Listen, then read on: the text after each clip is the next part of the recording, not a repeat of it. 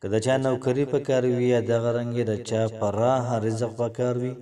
او دغه رنګ خوشحاله ژوند په کار وي روزانه لس پیرې دا وظیفه کوئ انشاءالله العزیز د الله پاک نوم دی او یو ټکی دی روزانه لس پیرې کوئ انشاءالله العزیز الله پاک به ټول مسائل دا به ختم کړي بسم الله الرحمن الرحیم السلام علیکم ورحمت الله وبرکاته امید در کوم چې تاسو ټول په ټیک ټاک کې د صحت نه به خوند او مزه اخلي الله پاک هم خوشاله آباد ساته نن چې کومه زموږ وظیفه را دا ډیره زیاته اعلی وظیفه را او دا وظیفه د یا باسط وظیفه را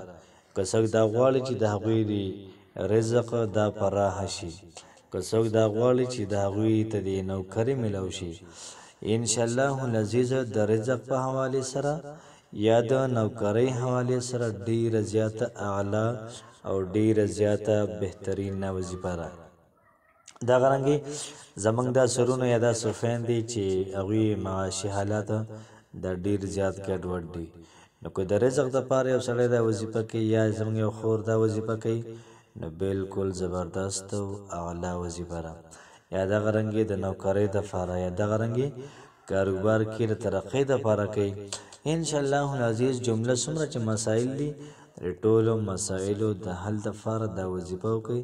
تاسو به تماشه کوئ چې الله پاک د غیبونه څنګه رزق راکوي موږ ته الله پاک مو خوشحاله ساته